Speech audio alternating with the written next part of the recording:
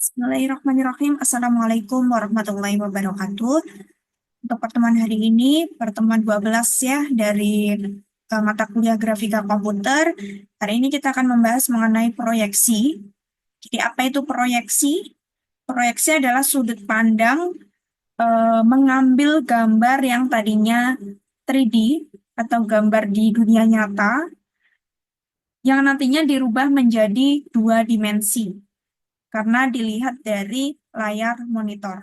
Jadi yang tadinya gambar tiga dimensi di dunia nyata, kemudian di-capture dengan kamera, kemudian kita lihat di monitor, itu berubah menjadi gambar dua dimensi. Kemudian proyeksi sendiri adalah metode yang menggambarkan benda tiga dimensi pada bidang dua dimensi. Tadi ya, jadi benda atau objek yang tadinya merupakan benda tiga dimensi, ada sumbu X, Y, dan Z. Kemudian kita capture dengan kamera, kemudian kita lihat di monitor, nanti akan berubah menjadi bidang dua dimensi.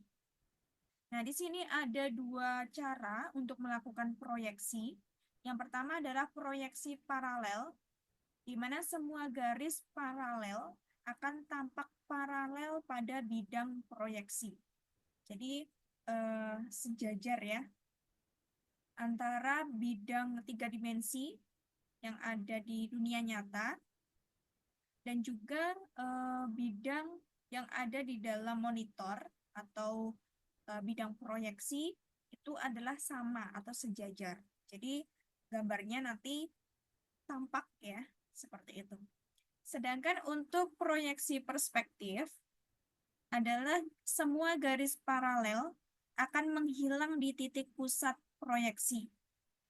Maksudnya adalah ketika ada objek yang memiliki bayangan atau disebut sebagai garis imajiner, nanti akan bertemu pada satu titik tertentu, itulah garis yang tidak terlihat oleh mata. Jadi yang tadinya gambar tiga dimensi ya, itu kita capture dengan kamera, kemudian kita lihat dengan mata kita di layar monitor, itu nanti akan bertemu di satu titik.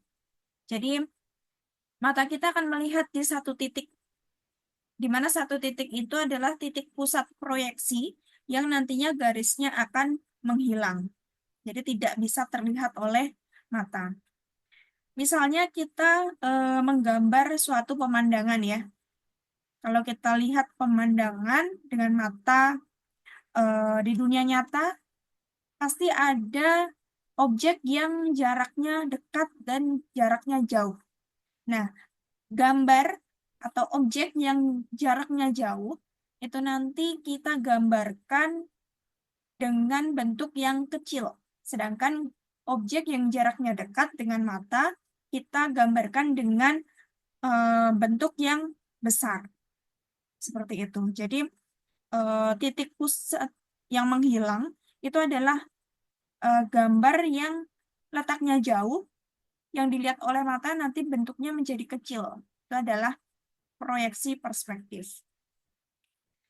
Nah, sebagai gambaran di sini untuk proyeksi paralel, di sini ada P1 dan juga P2. Ini adalah bidang tiga dimensi atau objek yang ada di dunia nyata. Kemudian kita capture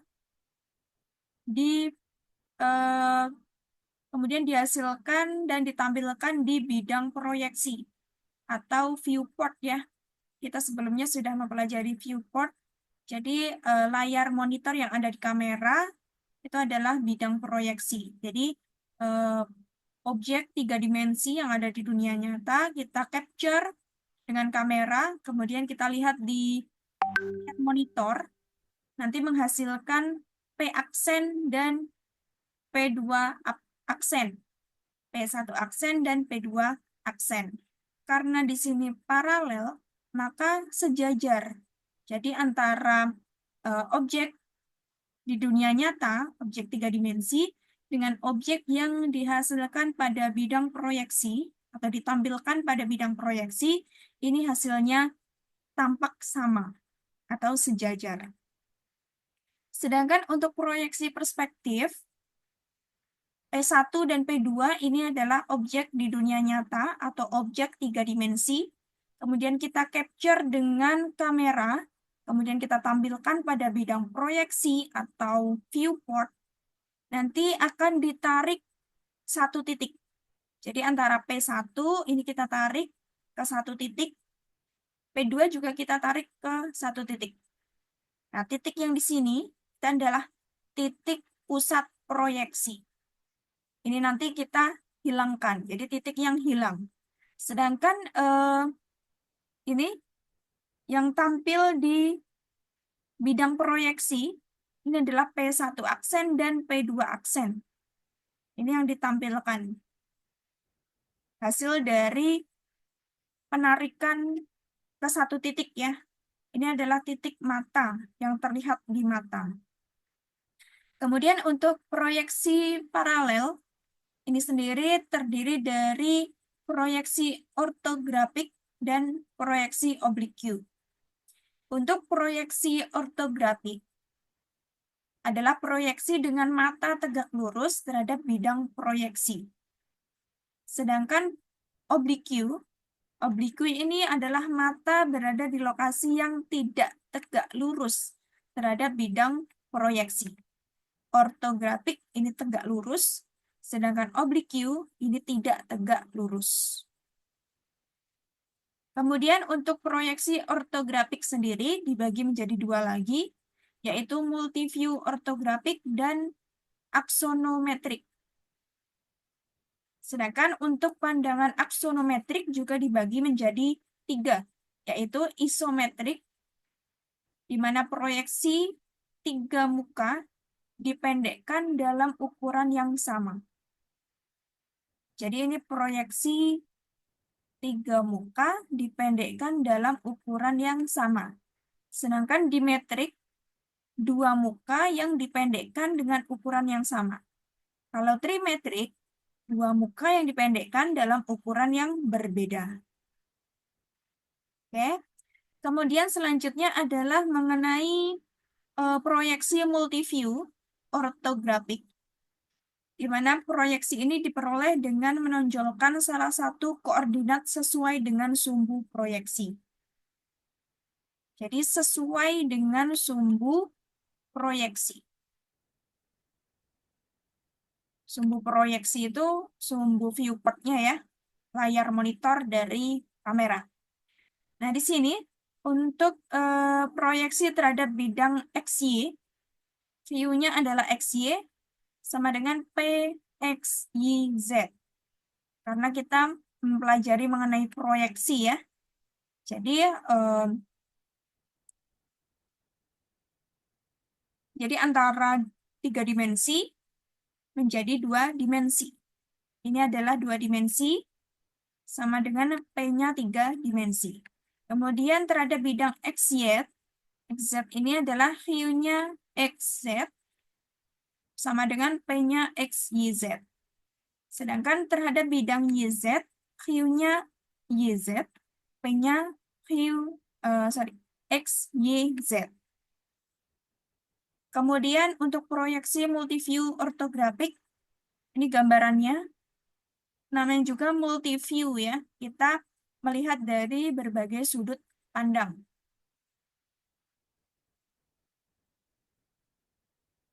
Nah, kita di sini menonjolkan salah satu koordinat sesuai dengan sumbu proyeksi. Kita melihat dari berbagai sudut pandang.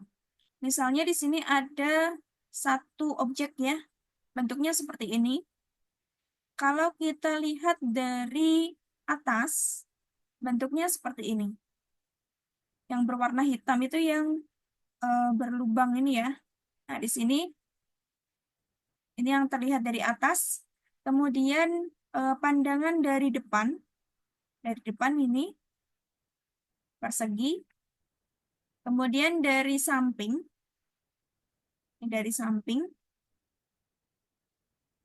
Kemudian dari belakang, ini tidak terlihat ya.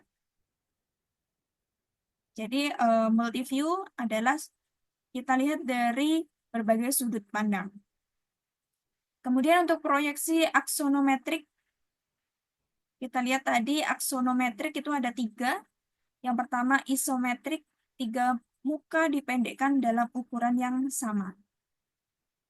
Nah, ini isometrik, 3 muka, muka pertama, muka kedua, muka ketiga. Kita pendekkan dengan ukuran yang sama. Kemudian ada dimetrik, ini 2 muka yang dipendekkan dengan ukuran yang sama. Ini 1, ini 2. Sedangkan yang belakang tidak terlihat ya. Kemudian yang ketiga adalah proyeksi di mana 2 muka dipendekkan dalam ukuran yang berbeda. Trimetrik ya. Ini ukurannya berbeda antara sudut pandang yang di sebelah kiri, yang di sebelah kanan. Ini berbeda.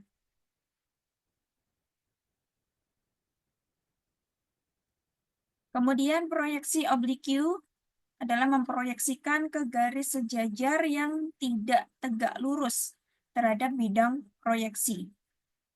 Dibagi menjadi 2 macam, Cavalier dan kabinet. Untuk kabinet seperti ini, sedangkan Cavalier seperti ketarik ya. Jadi sudut pandangnya yang belakang terlihat. Kemudian untuk proyeksi perspektif, bergantung pada 2 variabel, yaitu lokasi mata dan bidang proyeksi. Yang pertama, 1 titik hilang. Ini kita lihat dari 1 sudut pandang ya di sini. Jadi misalnya kita lihat di sini dari matanya misalnya kita lihat dari sini. Kemudian kita tarik garis lurus, kita tarik dari setiap sudutnya, maka ketemu di 1 titik. Nah, di sini 1 titik yang hilang. Kemudian untuk 2 titik yang hilang, ini di sini kita ambil garis lurusnya, bertemu di 1 titik, dan di titik lain, sini. Kalau di depan, ini yang terlihat oleh mata ya. Ini yang tidak terlihat. Kemudian 3 titik hilang. Ini titik pertama, titik kedua, dan titik ketiga. Kemudian untuk proyeksi perspektif, ini rumusnya untuk mencari RT, A dikali 1 kurang T plus B dikali T. T-nya ini 0, kemudian T-nya 1, ini dari B. Kemudian ini adalah jarak. Nah, contohnya A-nya adalah nilainya 5, B-nya 9, T sama dengan 0,3, maka RT-nya kita masukkan ke rumus. A-nya tadi 5,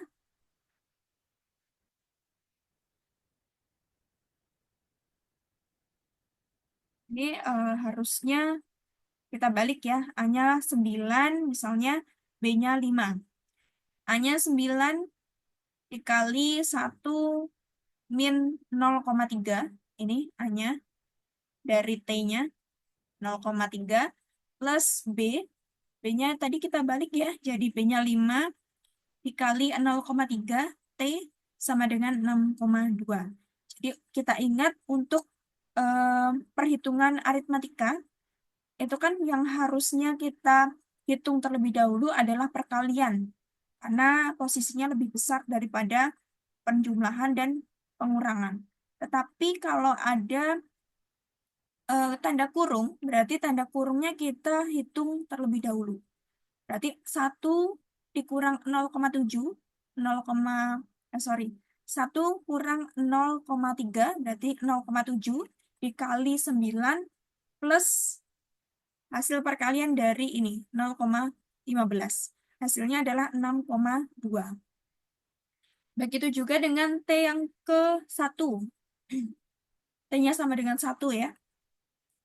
RT-nya adalah A-nya tadi 9, B kemudian dikali 1, dikurang 1 dari sini, ditambah 5 untuk untuk B-nya, kemudian dikali 1 dari T.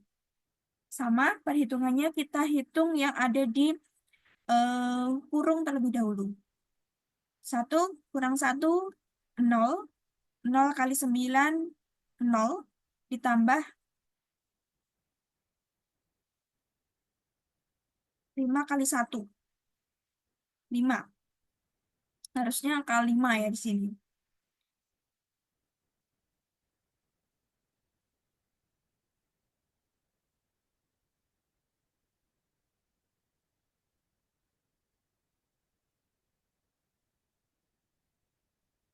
Oke, kemudian untuk gambaran dari proyeksi perspektif, ini misalnya mata kita ada di posisi ini.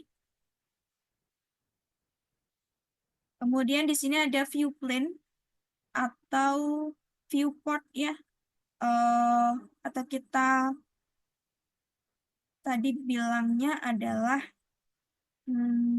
proyeksi bidang proyeksi ya. Nah, di sini. Ini mata kita saat melihat monitor. Monitornya adalah view plane atau bidang proyeksi. Di sini menampilkan suatu objek yang sudah di-capture. Jadi objek yang ada di dunia nyata kita capture, kita lihat di monitor. Nah, di sini mata kita melihatnya di sebelah sini. Nah, di sini ada objek nyata ya, world coordinate atau koordinat dunia. Ini terdiri dari 3 dimensi.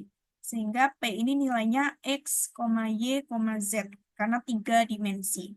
Sedangkan titik yang ada di tengah, yang berada di dalam view plane atau bidang proyeksi, ini P aksen, yaitu hasil pengcapturean dari P yang ada di sini.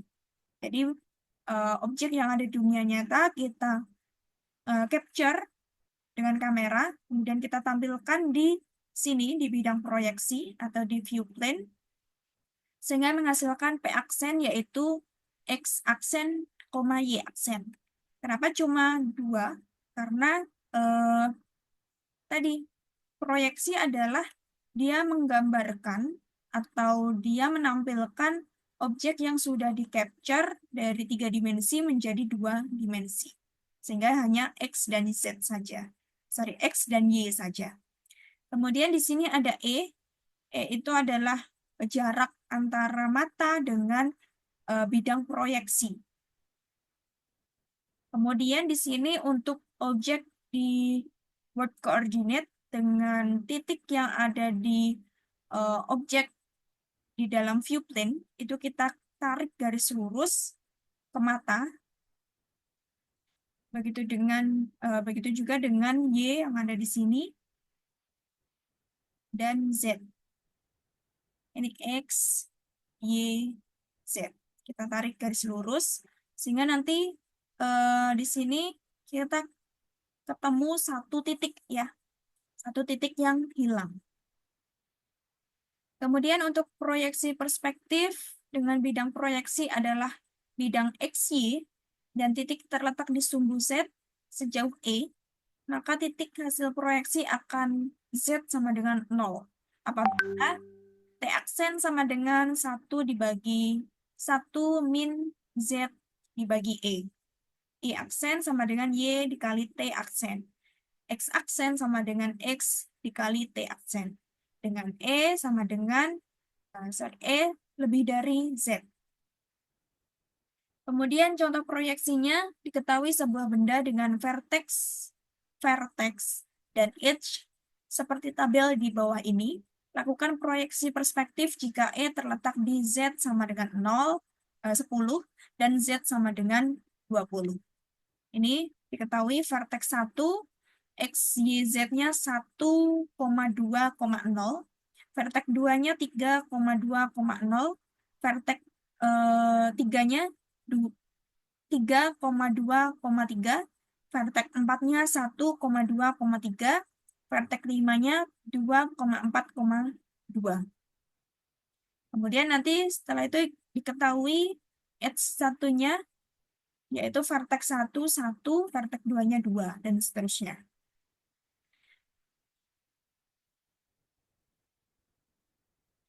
Nah, untuk mengetahui dari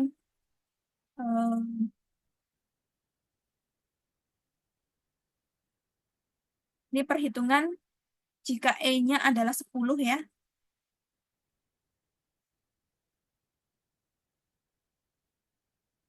Misalnya E-nya 10, kita tinggal masukkan X aksennya, yaitu X dibagi 1 dikurang Z dibagi E. Kita masukkan untuk X-nya. X-nya adalah 1. Dari sini ya, X-nya 1. Kemudian dibagi 1 min Z. Z-nya adalah 0. Ini Z-nya 0. Kemudian dibagi E. E-nya 10. Sehingga hasilnya 1. Kemudian vertex 2-nya, X-nya 3. Dari sini, Y-nya 2, Z-nya 0. 3 dibagi 1 min Z. Z-nya 0. Dibagi 10. E-nya ya. Sama dengan 3. Vertex 3-nya juga X-nya 3. Sini. Z-nya 3.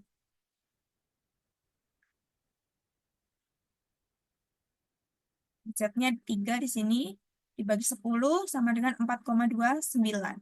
Vertex 4-nya X-nya 1, Z-nya 3. 1, 3, kita masukkan 1,43. Kemudian vertex 5, ini X-nya 2, Z-nya 2. Kita masukkan ke dalam rumus sehingga menghasilkan 2,5. Begitu juga dengan Y aksen. Y aksen juga kita masukkan sumbu Y-nya di vertex 1 adalah 2. 2 dibagi 1 min Z-nya 0, dibagi E-nya 10 sama dengan 2. Kemudian di vertex kedua, Y aksennya 2 dibagi Y min 0 dibagi 10 sama dengan 2. Di vertex ketiga Y-nya adalah 2. 2 min 1,3 dibagi 10, 2,86. Vertex 4-nya 2 lagi. Kemudian Z-nya 3. 2, 3 kita masukkan, kemudian hasilnya 2,86. Kemudian vertex 5, 4 dibagi 1 min 2 dibagi 10, hasilnya 5. Kemudian setelah kita mendapatkan tabel seperti ini, kita masukkan ke dalam koordinat ya, seperti ini. Koordinat X dan Y. X dan Y, sorry. Di sini untuk X yang pertama adalah nilainya 1. Kemudian Y-nya adalah 2. Ini 1, X-nya 1, Y-nya 2. Berarti titiknya di sini. Kemudian vertex kedua adalah 3,2. 3,2 ada di sini, 3, X-nya, Y-nya 2. Titiknya ada di sini. Kemudian vertex yang ketiga 4,29 dan 2,86. 4,29 ya. Di sini vertex yang ketiga dan 2,86 di sini. Kemudian vertex yang keempat 1,43 di sini letaknya. Kemudian 2,86 ya ada di sini. Ini ada vertex yang keempat. Kemudian yang kelima 2,5 sama 5 ya.